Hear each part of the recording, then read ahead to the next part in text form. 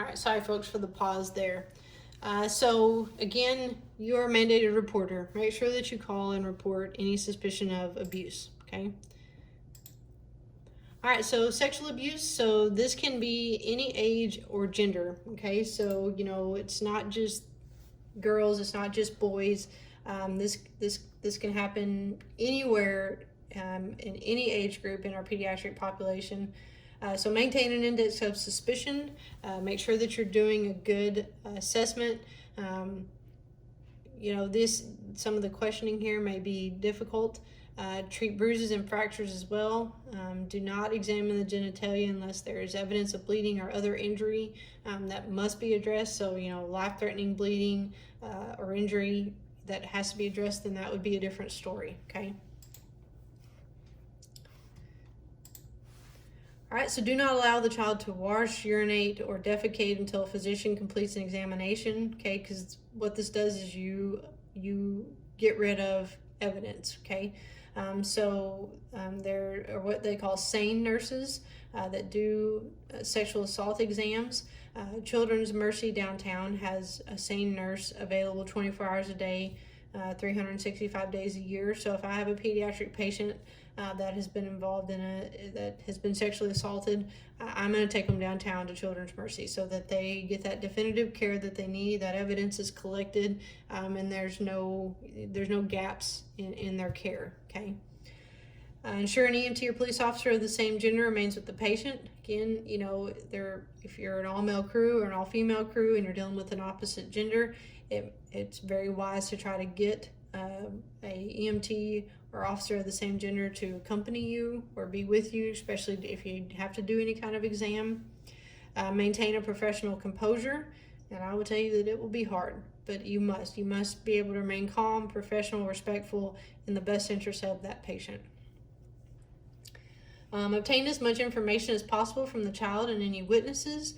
You may have a child that is traumatized and withdrawn and becomes nonverbal and will not speak to you. It's hard to determine how these kids are going to react, how they're going to interact with you, okay? Transport these kids to appropriate facilities to be able to be examined, or evidence to be able to be collected. Sexual abuse is a crime, okay? Make sure you have law enforcement involved.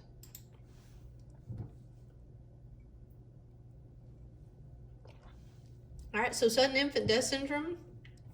So this is this has always been a big mystery. It's an unexplained death. In the state of Missouri, any pediatric death goes to the state crime lab for an autopsy.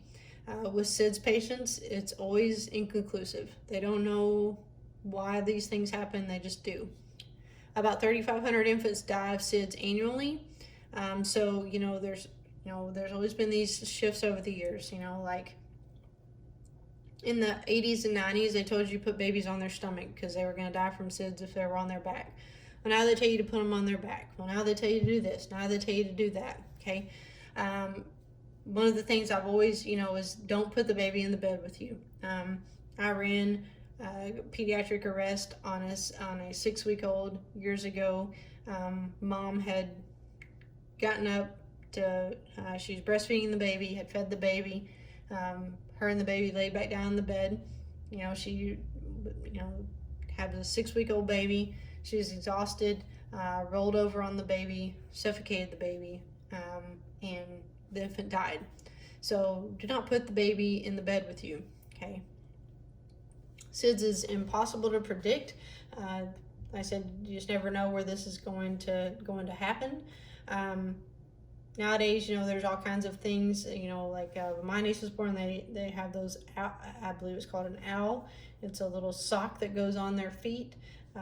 It monitors the heart rate and oxygen saturation, and it has a base monitor. And so if their heart rate or oxygen saturation drops below a certain percentage, this thing goes off. And I'll tell you, it's a very loud, very obnoxious, audible alarm. Also, an alarm goes off on your phone that so you can connect multiple phones to this device. So it's the technology that they've come out with. I'm sure these numbers have started to go down annually. They haven't This was a 2017 number. I haven't seen any new numbers, but I'd say if they redid the numbers this year or next, you'll probably see a decrease. All right, so some of the risk factors. So mothers younger than age 20, mothers smoke during pregnancy, a low birth weight can occur at any time of the day. Again, there's no rhyme or reason to this, okay? So you're faced with 3 tasks. So assessment of the scene, assessment and manage of the patient, and then communication and support of the family, okay? Again, this is going to be one of the more difficult parts of your job, is having to sit down with a mother or father and tell them that their infant child or any child has passed away, okay? There's a lot of emotions. You never know what kind of reaction you're going to get. So it's a very dynamic situation. So victims of SIDS will be pale or blue, not breathing and unresponsive. Okay, so most of the time these babies have been dead for an extended period of time. Okay, most of the time we're not going to be providing resuscitative efforts on these kids if they have started to become, you have things like rigor, so they become stiff, or you have lividity, so blood is pooling, they're cold, unknown downtime, no CPR. There's some circumstances there where you may not work these kiddos. All right, so begin with ABC assessment, provide necessary intervention. Depending on how much time has passed, patients may show post-mortem changes. So that's the rigor and the lividity and signs that are incompatible with life, okay? So depending on the agency you're working for or your protocols, you may have standing orders that allow you to not work the arrest, or you may need to call medical control. If you don't have those signs of post-mortem, begin CPR immediately. Note any marks or bruises on the child before performing any procedures, so look for any signs of abuse, and then note any interventions done before your arrival. Okay, but like I said, they're going to send these kids to the state crime lab. They're going to have an autopsy. They're going to gather all the information and data to make sure that it is SIDS, or if it was something else that you're dealing with. All right, so always make sure that you carefully inspect the environment, noting any kind of issues or red flags, okay? Conditions of the house, poor hygiene, family interaction, site where the infant was discovered, okay? Make sure that you're documenting all this well in your report. It's very likely that your report will get subpoenaed, whether you go to court or not. Your records are probably going to get subpoenaed when it comes to the overall look at this case. Okay. All right, so communication and support of the family. So sudden death of an infant is devastating for a family. Tends to evoke strong emotional responses among healthcare providers, allow the family to express their grief. So I would say these are the days that you just would rather do a different job, okay? So you never, like I said, you never know what kind of reaction you're going to get from family. I've seen multiple different reactions to death of children over the years, and none of them have been the same. So just be prepared for any type of response when you're having to sit down with family and deliver this type of news. So in addition to the medical treatment the child may require, you must provide the family with empathy and understanding. The family may want to initiate resuscitation efforts, which may or may not conflict with your EMS protocols. So it may be that you have to set them down and educate them. You have a baby that is completely stiff, and you have blood pooling, and they're cold, and they've been down for an extended period of time. It is hard to talk a family through why you can't do anything for their child, okay? Do not speculate on the cause of the child's death, okay? If there's suspicions, you talk with law enforcement, you call and report the suspicions. At that moment, talking to family is not the time.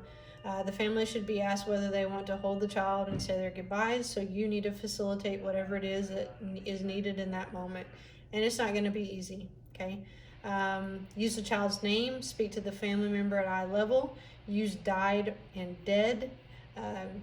Though you need to be direct with your terms, okay? Not passed away or gone. You need to be direct.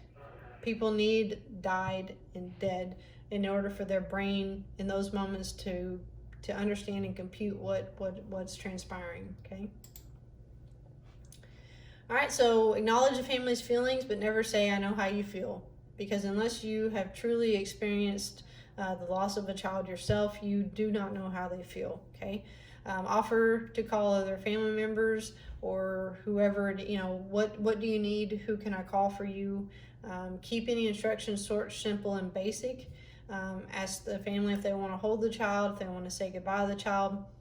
Make sure that, if you did perform resuscitation on this kiddo, there are some things that, that we're not supposed to remove if we did do resuscitation. But try to make sure that, just remember, this is going to be the last time these parents are holding this child. So try to make them as presentable as possible. Allow them all the time that they need, okay? And it says, right, do not remove equipment that was used in attempted resuscitation, okay? So if the paramedic, say you're working with a paramedic and the child was intubated, you're gonna have to leave that ET tube in place, okay? But doesn't mean that you can't disconnect it from the BVM and all the other, wires and gadgets, and that, you wrap them up in a blanket, so that, some of that is covered up, okay? So again, everyone expresses grief in a different way. Some will require intervention. Many caregivers feel directly responsible for the death of a child, okay? So you will take this personally, okay? And that's just the simplest way to put it, is that you will take this personally. This is never easy. Some EMS systems arrange for home visits after a child's death for closure. That is not something that I know of is very, very common, okay? Personally, that wouldn't be something that I would want to do. There are things like critical incident stress debriefings, or they bring counseling services for some of these types of events. It's very provider dependent on what they're comfortable with. Early in my career, I had to go to a critical incident stress debriefing after the death of an infant, and honestly, it made things worse than it did better. And so I definitely think there's ways to go about handling this well and providing support for EMS providers, but everybody's a little different, and you have to make sure that it's well thought out and approached in the right way. All right, so a child's death can be very stressful. Take time before going back to the job if necessary. If you run a pediatric call and it rattles your world and you need to go home, then say, I need to go home. Talk with other colleagues if that helps. Be alert for signs and symptoms of post-traumatic stress in yourself and others. So, be able to identify or say, I need some help, or identify in your partner or coworker, hey, I think you need some help. All right.